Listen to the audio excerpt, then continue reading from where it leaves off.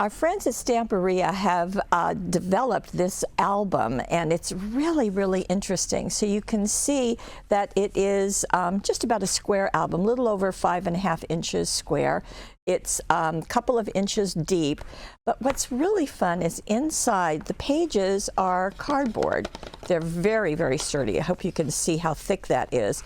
There are 3 of them. However, that means there are 6 surfaces because there's a front and a back.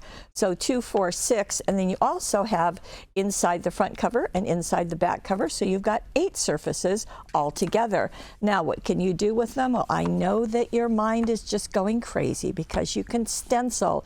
You can put rice paper. You can put pattern paper. You can just do so many things.